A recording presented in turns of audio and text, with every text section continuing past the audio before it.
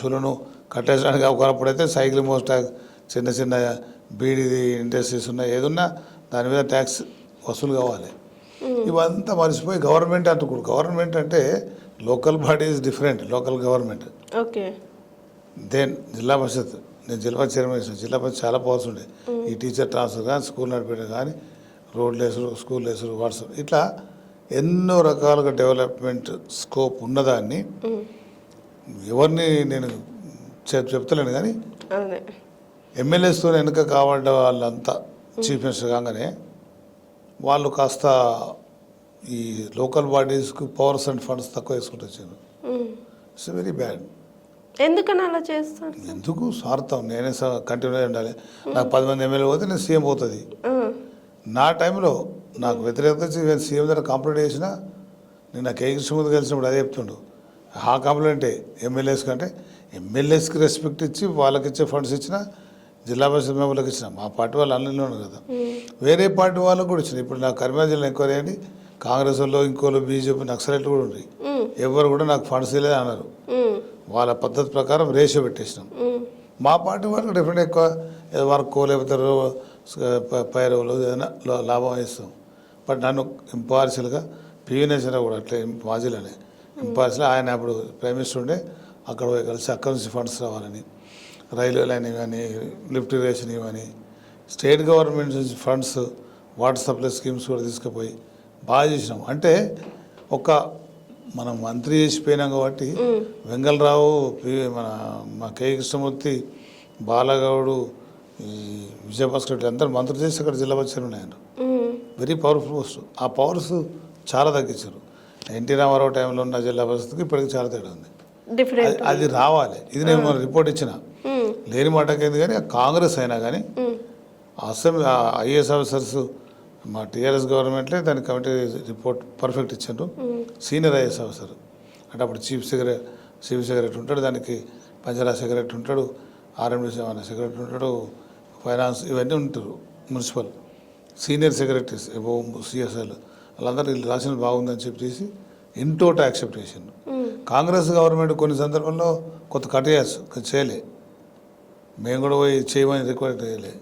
మా గవర్నమెంట్ పోయింది, మా అయినాక వాళ్ళు రాగానే విత్ ఇన్ 1-2 months అసెంబ్లీలో పెట్టేసాను. ఆ పెట్టినప్పుడు చూసేవాళ్ళ వాళ్ళు బాగా అప్రిషియేట్ చేశారు, అది బాగా చేశారు అనేది. అయితే చేయటంతో పాటు అప్పటికే మేము హ్యాపీగాలే, అది ఇంప్లిమెంటేషన్ జరిగినప్పుడు will be happy. First finance commission chairman, ఇప్పుడు మన 15th ఫైనాన్స్ కమిషన్ చైర్మన్ ఒక తెలివి కలవాడు ఉండే, చాలా స్టేట్ గవర్నమెంట్లకు ఫండ్స్ ఎక్కువే అన్నారు. ఇప్పుడు సేమ్ థింగ్, జిఎస్టీ ఎక్కువ. మన భారతదేశంలో జిఎస్టీ మన ఇక్కడ బాంబేలో ఇక్కడ ఈ మన దక్షిణాల్లో వచ్చినంత ఇన్కమ్ అక్కడ రావు. ఇవి మన తీసుకుపోతే కాశ్మీర్ ఖర్చు పెడతారు, అస్సాం ఖర్చు పెట్టని. బట్ ఇక్కడ వచ్చినప్పుడు దీనికి ఎక్కువ ఇవ్వాల్సిన అవసరం ఉంది. వాడు అదే అన్నాడు, తెలంగాణ ఆంధ్ర సపరేట్ అయినప్పుడు వీటికి అండి వాళ్ళందరూ ఇస్తున్నారు.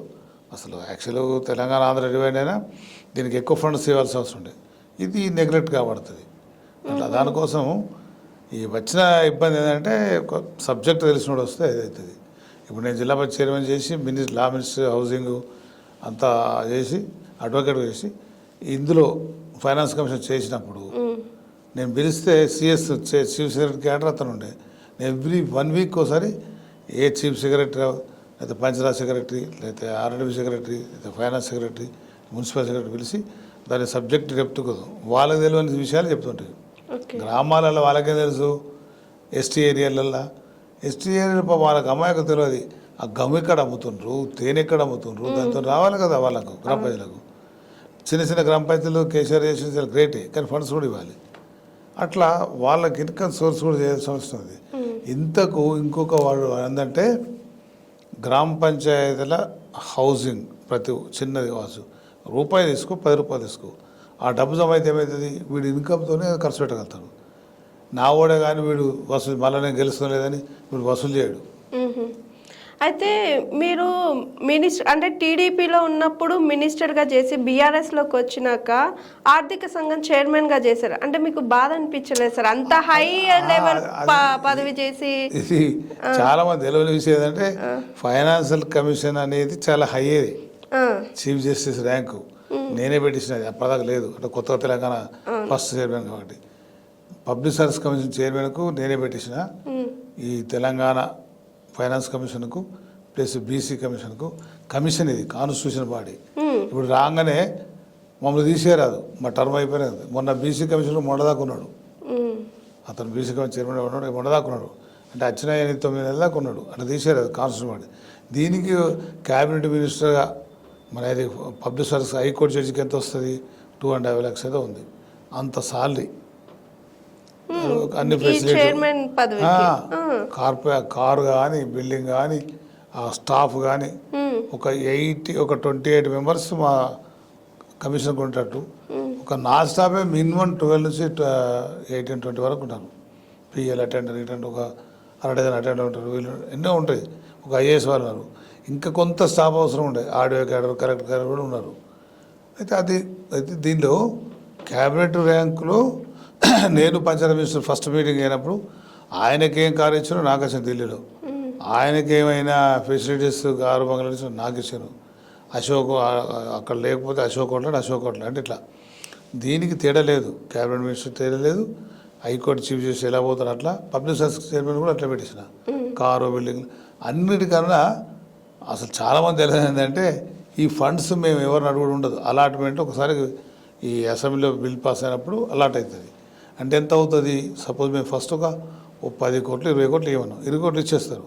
ఇది ఎవరు ఖర్చు పెడతారు, నేను చెప్పడం ఆయన చీఫ్ సెక్రటరీ ఆఫ్ ఆ స్థాయి ఉన్న సూరజ్ చంద్ర ఆయన ఇవ్వటం అంతే. ఇంకా మళ్ళీ ఈ ఫ్లైట్ టికెట్కు గవర్నమెంట్ కోడు పర్మిషన్ కోడు. మేము కాశ్మీర్ తప్ప అన్నీ తిరిగినాం.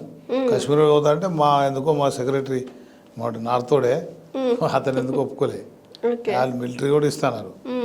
అన్నీ మొత్తం స్టేట్ తిరిగినా. ఇప్పుడు తమిళనాడుకి పోతే ఈయన క్యాడర్ కూడా చీఫ్ సెక్రటరీ. మనం బాంబేకి పోతే అక్కడ ఈయన క్యాడర్ కూడా. అంటే క్యాడర్ తీసుకున్న ఆ స్థాయి రెస్పెక్ట్ ఇచ్చాను. మొత్తం టోటల్ టాప్ ఆఫీసర్స్ అందరు అటెండ్ అయ్యేటట్టు ఇవన్నీ. అక్కడ ఎంత ఖర్చు పెట్టిందని కూడా కౌంట్ లేదు, ఆడిట్ లేదు, పర్ఫెక్ట్ ఉండాల్సిందే. ఇప్పుడు మేము లంబాడి భద్రాచలంలో లంబాడి ఏరియాకైనా, ఆదిలాబాద్లో కోయ ఏరియాకైనా అన్ని జిల్లా పరిషత్తులు మీటింగ్ పెట్టిన, అన్ని జిల్లా పరిషత్తులు, అన్ని మున్సిపాలిటీ పెట్టిన, అన్ని కార్పొరేషన్ ఈవెన్ కేటీఆర్ పిలిచినాం. అప్పుడు కృష్ణారావు జిల్లా పంచాయతీ మినిస్టర్ ఉండే, ఇట్లా పిలిచినాం. ఢిల్లీ నుంచి స్టేట్ నుంచి కానీ అందరు పిలిచినాం. ఇవాళ వచ్చినా రాకుండా మేము డైరెక్ట్ పోయి జిల్లా పరిషత్ మీటింగ్, మున్సిపల్ మీటింగ్, కార్పొరేషన్ ఇవన్నీ ఉన్నాయని నేను క్రిటిసైజ్ చేస్తున్నాను. ఇప్పుడు అతను ఒకరిద్దరు ఆయన 2-3 నెలలు అయింది, ఆయన పెడతలేడు. ఆమె స్మితా సగర్వాల్ తెలియకలేదు. అది మన యాక్టివ్నెస్. వితిన్ 1 month లోపల నేను అంతా యాక్టివ్నెస్ చేసిన చేయాలని మన ఉత్సాహంగా. అది స్టడీ చేసిన కొద్దీ, దాని డెప్త్కి అయిన కొద్దీ దీనికి పవర్స్ ఎంత ఉంటాయి, ఫండ్స్ ఎంత ఉంటాయి, పోతుంటాయి. మనకు ఏం పవర్స్ ఉంటాయంటే ఏం పవర్స్ లేని పవర్స్ ఇది. జిల్లా పరిషత్లకు, మండలాలకు వీటన్నిటికి ఫండ్స్ ఇచ్చే కెపాసిటీలో ఉన్నప్పుడు ఉండకపోవడం ఉంటుంది. సెంట్రల్లో కూడా ఈవెన్ ఒక్కోసారి గవర్నమెంట్ ప్రమేయం లేకుండా స్టేట్ గవర్నమెంట్కి ఇచ్చేస్తారు వాళ్ళు డబ్బులు. 13th finance, 14th, 15th finance commission compulsory ఇవ్వాలి. ఇంత రేషియో ఫిక్స్ చేస్తారు. ఇప్పుడు మేము కదా ఎట్లయితే రేషియో ఇంత పర్సెంటేజ్ గ్రామ ప్రజలకు ఇవ్వాలి, పాపులేషన్ బేస్ చేసుకుని మున్సిపాలిటీకు ఎట్లా ఇస్తామో అట్లా వాళ్ళు కూడా అట్లా ఇస్తారు. అయితే దానిలో వీళ్ళను స్టేట్ గవర్నమెంట్లు పోయి మాకు ఇవ్వని చెప్తారు, ఇంత మేము ప్లానింగ్ ఉంది, మాకు ఇట్లుంది అట్లుంది.